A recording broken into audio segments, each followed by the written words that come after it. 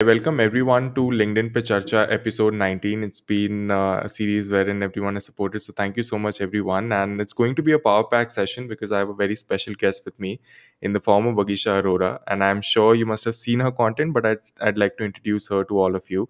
So she was named as one of the top 10 content writers in the year 2019. She has done over 1,000 projects in content writing and marketing, and she has built a prolific personal brand on LinkedIn. So welcome to the show, Vagisha. We really appreciate your time. Thanks, Rahul. It's been a pleasure to be here, and I hope this session is immensely helpful for those who attended. Yeah. Absolutely. Absolutely. So, quick starting the session, my first question would be that basically, take us to the initial days of freelancing and take us to the initial days of personal branding. What was your mindset? What were some of the challenges that you faced, and how did you overcome them? Okay. So the journey has been long, really long for Right. me before I could actually make myself stand out in the crowd. The challenges were immense. The first challenge was finding clients, who would pay me for what I'm worth.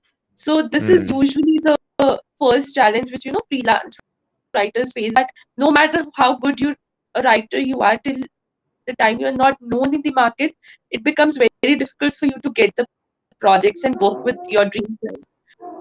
So that Mm. was the first challenge when I started, because I was building on my portfolio, but I was not finding I would say a breakthrough. And that Mm. is when LinkedIn in a way transformed my life. Right. I started LinkedIn with the intention of posting content just to share my knowledge. But in no time, I realized that, things actually, like LinkedIn can actually be a gold mine for a freelance writer or anyone who is planning to do freelancing. Right. So, yeah, Right. that's how it has been. Absolutely. So it's a great journey, and I think all of us kind of relate to that journey because we all start with ambiguity and challenges, and eventually we figure it out. I'd like to take up some things that you told in your journey. First part being portfolio. You talked about portfolio, so I'm sure a lot of content writers will be watching this session or will be watching this session in the future. So what are your some tips of creating a portfolio as a freelancer, especially in the content writing industry? So, when I say portfolio, so initially, I was writing on versatile niche because even I didn't know what my area of expertise was. So I was Hmm. working on multiple niche, like you could say e-commerce, travel, education, health. I was all sort of projects that came into mind. But like it took me good time to realize that the riches lies in the niche. So Right. when you build a portfolio, what I mean to say is you build it in a specific niche, because how it Hmm. helps you is that you start to get clients who who are really looking for content which is really meaningful and which is specific to that niche, because obviously it's more knowledgeable for the audience and it's very easy to target, to get the leads and to get the sales if you produce targeted content.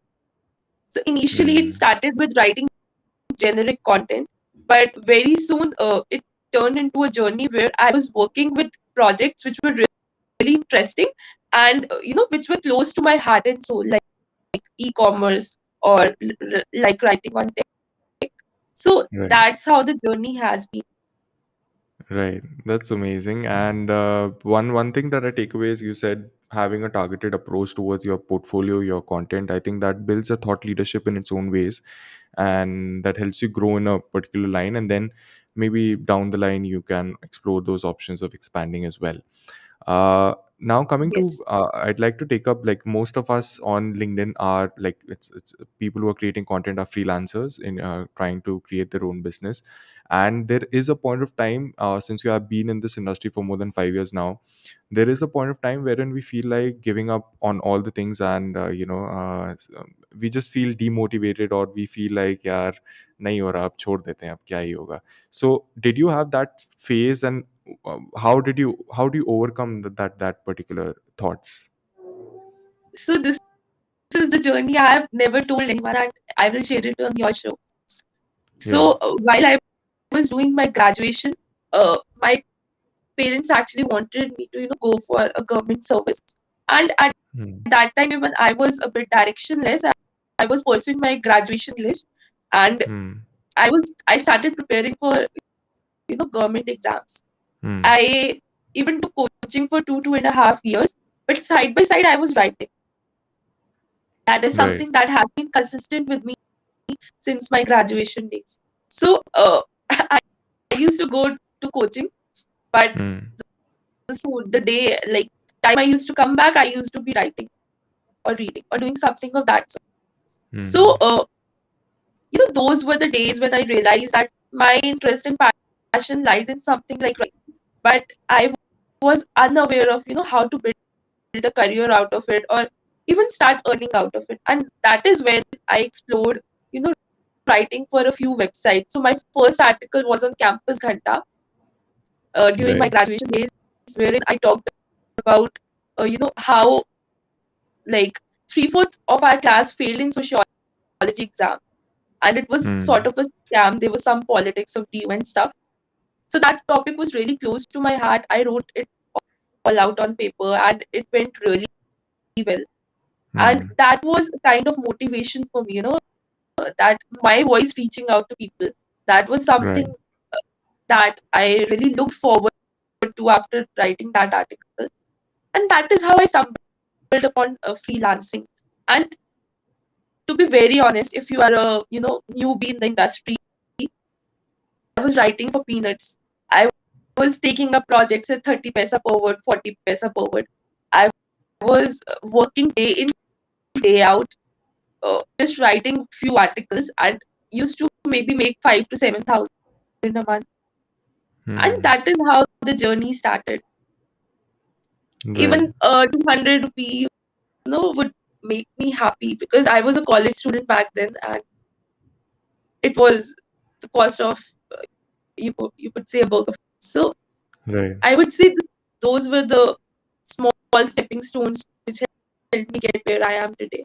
I feel proud Hmm. of it. So I would just say yes, there were a lot of moments where I felt, I need to give up, especially Hmm.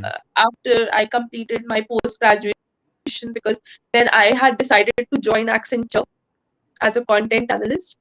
But Right. I would say that was the time when I realized, no, this is not what I'm made for. I cannot work in a 9 to 5 sort of arrangement where I have no time for myself. I'm just pushing myself and not exploring my creativity. Because for me, writing was all about exploring myself, writing things which really interest me. But nothing of that sort was happening for me. So Hmm. very slowly and gradually, I started writing on LinkedIn. The day I joined my job, and within 2 years, I was in a position Right. where I Right. could, transition to become a full-time freelancer. And Hmm. yeah, it has been amazing since then.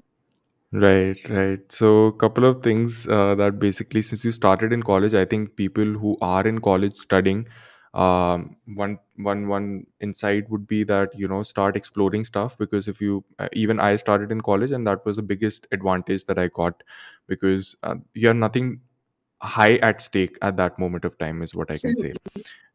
And definitely the second thing is, like, for example, as you said, LinkedIn really helped you transition from your job to a full-time freelancer. I think it gives you a confidence and sets up the base for you as a freelancer in any industry. So I think these are very two actionable pointers that I believe everyone watching this session would gain out of this.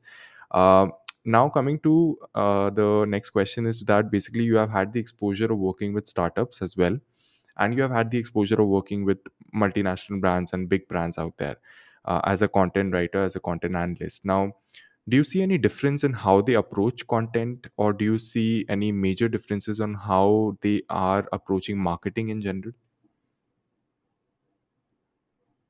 Yes, very much. I would say when you come to corporates, they have a very conventional way of how they see writing. Hmm. Whereas if you see startups, they are, open to experimenting new things. They are open to, giving writers the freedom of how they want to craft a piece. But if you are Hmm. working with corporates, they have very strict deadlines, especially in terms of content, which they want you to follow strictly. So that is the Hmm. major difference. Also, in terms of, I would say, the overall style of how you write a blog. If you see Hmm. corporates, the tone is usually more professional and less, I would say, conversational. Especially their blog Hmm. sections and articles, they are filled with statistics, and the pieces are more research intensive, I would say. But if you actually work with startups, it's the other way around. They want content which is more engaging, more conversational, which on relate to. I, I like, it could be subjective, but this is what I feel of my experience of working as a writer. Right, right, right. So I think moving from startups to corporates, I think the whole tonality, as you said, changes to more professional from conversational approach, and True. it's all about adjusting to that as a content writer as well. Is the key that I believe. Now coming to the next question is basically, how does a content writer, like, this is the pain point of all content writers out there who would be watching this, that we are just in the initial stages, we have maybe figured out a niche that we are interested in.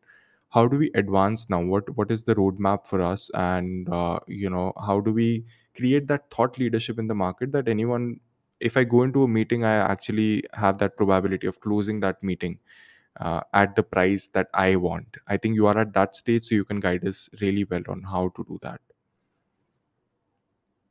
Okay, so if you have a good portfolio and you have a strong personal brand as well, then Hmm. as you said, how do we close the deal? I think it's all about how persuasive you can be, in terms Hmm. of convincing the client that yes, you are the right person.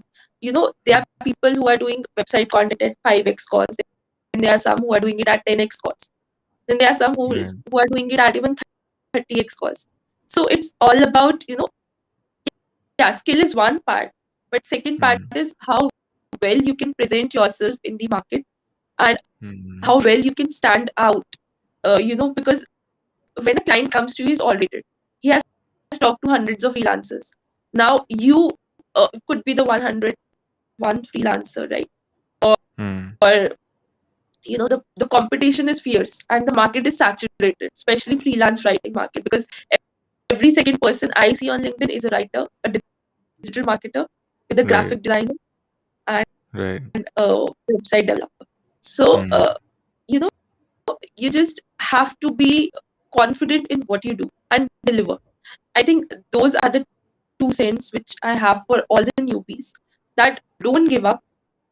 It takes time to build yourself, and each of us Hmm. have our own journey. But I have also seen people who have grown in just 1 year or 2 years, because they followed the right steps. And those right steps for me are networking. So Hmm. having good networks is the first big thing which can help you get good clients. Then Right. referrals come if you have worked really well, and your client is really impressed with your work, and you have developed that relationship with them. Hmm. The third is building a personal brand. It doesn't have to be LinkedIn. It could be Twitter. It could be Instagram. It could be Facebook. Whatever platform you are most comfortable with. I am partial towards LinkedIn because it is something that worked out for me. But if you are into short content, you could try Instagram. If you are into reels, you could try Instagram as well. It's really good. So, Right. but just one thing which I want to tell every newbie out here is that everyone in your network needs to know that you are a writer. That Hmm. is the kind of image you have to build wherever you go. Your name should be the first that pops up in people's mind, even your relatives, even your friends, anyone. Because if you are getting started in writing, you need some kickstart. And the client doesn't always have to be, the one you find on LinkedIn or Facebook. It could be a WhatsApp group as well, where you just introduce yourself in such a great way that people want to work with you. Hmm. Right. Right. So I think that's a very, very valid point, because I personally believe that first of all, your family and friends are the biggest business development managers for you, because you need to, if you spread the word, I mean, if you tell it to your, uh, let's say mom, or let's say, some relative, they communicate in their community and they will spread ki हाँ यार, Absolutely. this person is doing it. So I think that's the first step. And second, as you very well said, that networking with people and opportunities do come through networking, that you can't even imagine, and you don't even realize that it has come through networking. So that's the I power got a of it. chance to speak in SRCC, which was my dream college in my college days. So Right. all happened through LinkedIn. I would just Right. say that as long as you are providing value to your network, and you are, it doesn't have to be your experiences or failure stories. It could be something you actually learned, or something which is really close to your heart, Hmm. and just keep Hmm. going, because if for 6 months it's going to be like you would feel that what is happening, I'm not getting Hmm. any engagements, nothing is working out. But Hmm. you have to stick to the game, and that is the point when most of us give up, actually. you know uh, Hmm. we stay consistent for a while, but then things don't work out, and we feel like this is something which is not made for us, and we give up. So Hmm. that is the time when you actually have to stick to it, is what I would say. Right, right. And as a freelancer, I think a lot of people do make comments in the background as well. Like, for example, one example would be that if I have to say personally that some people come and say, "Yeah, you have let's say 25K followers, you are getting only 50 likes. Why are you not getting 1,000 likes?" So these comments actually, at a time they build upon so much that you feel like, just let's just leave it. They are right, but I think that's the wrong approach, because that last blink, holding on to the things that are challenging, is I think makes those 1 or 2% of people who are actually successful in that field. So yeah, one more myth which I would like to break here, that likes is not equal to more engagement for me. L- Hmm. uh, Engagements for me are getting leads in my inbox. Hmm. So I have had posts which have crossed 6,000, 7,000 likes. I got no leads, and I have had posts which got just 100, 150 likes, because maybe they were not meant for my audience, Hmm. and they got me good leads. So I think it's more about how you can target the content you produce in a efficient way. Uh, Right. Sometimes I write for newbie freelance writers. Sometimes I write for founders, co-founders. So the Hmm. audience keeps changing. But if you are really looking for leads and likes and comments, then I would Hmm. say focus more on your market. And your market Hmm. is, founders, co-founders, marketing executives. So write meaningful pieces, Hmm. not just generic content which everyone is posting. Right, right. Absolutely, absolutely. I think removing the focus from likes and comments to leads and networking and impact that you're actually creating is the key for person branding. I totally agree with that. Uh, Yes. Now coming to the end section, wherein I'd like to discuss about LinkedIn as a platform and your person branding experience. What is your approach to content on LinkedIn? Do you think storytelling is the key, or how do you uh, strategize your own content for LinkedIn, and what frequency and what times have worked out for you? If you can just brief us about that. Okay. So I never strategize content for LinkedIn. This might be a shocker for many, but Right. I just write whenever or whatever I feel is right at that point in time. If I have a story to share, and I cannot wait till evening, I would post in afternoon. Hmm. But I don't have a strategized system, where I post every alternate day. I have had days where I posted every day, and I have had days where I posted nothing for 20 days, because Hmm. my mind was not working that way. So the key is to be consistent, definitely, but not to pressurize yourself into writing. I think Hmm. you should be writing only when know it comes from your heart.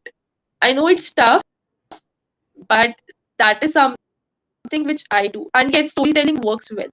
So Hmm. usually I would say writing on LinkedIn is not a tough task if you are, someone who loves to talk to people, if you are someone who loves to read, and if you are someone who loves to network, because you will have some stories, every few days for sure, which are, worth sharing with your network. So Hmm. the only fear is, whether my writings would be accepted, or whether people would perceive me as a good content creator. That is the usual fear of many newbies and even experienced writers, because they are, afraid to uh, put themselves out in front of the people. So I would say the day you let go of that fear is the day you start your journey towards building your brand. Right. And always start with that motive that, you have to give value, because credibility is not built in a day or two. It takes years, and you just cannot rely that, you have posted for 1 month or 2 months, and you should just now be called an influencer, or, a thought leader in your niche. It takes time. So be willing to give yourself that time, is all I would Hmm. say. Right. Very well said. And even I relate with the same because I have no strategy towards content creation. It just comes, um, and no timing, no nothing in place. It's just like if I feel like posting even at 2 a.m., I just go ahead and do that. So I think that is the key which makes us enjoy the process, I believe, and removes that pressure from above ki ha yaar, you have to post every day with a proper structure at a proper time. If you miss it, it's gone. So Yes, I think a lot. I've seen a lot of people get entangled in this whole process, in the research and the strategizing phase, and not actually implementing the absolutely. actual things. The key Right. is just to start, you figure out things. And yeah, there are people who strategize their content as well. So no harm. It's just on you how you want it to be. But this is something that has worked for me. And yeah, that is how it's going to be for me. Like, Right. That's amazing.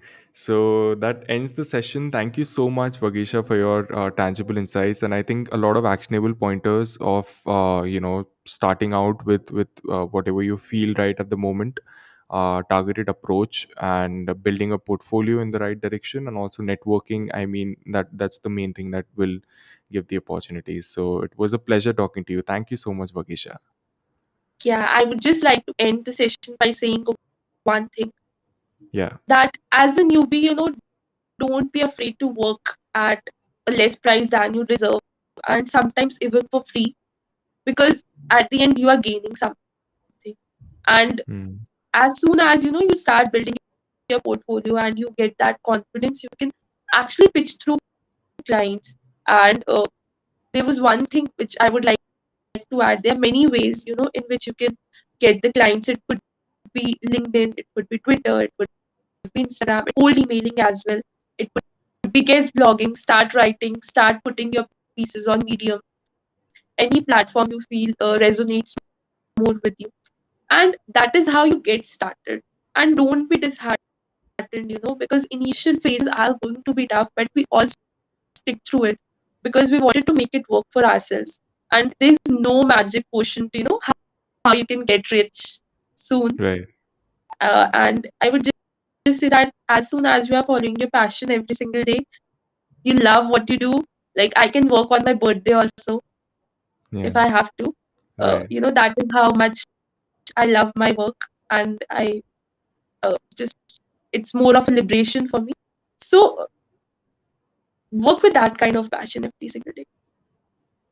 Sure, that's a great piece of advice, and even I write stuff, so I would like to end it with one line that आज रास्ते मुश्किल है कल मंजिलें आसान होंगी. So just we need to keep up at it, and I think this session will be a great reminder, a tangible motivator, and people who are watching this who have any kind of doubts, I think can reach out to both of us or at any point of time, and we would love to help people out on those bases.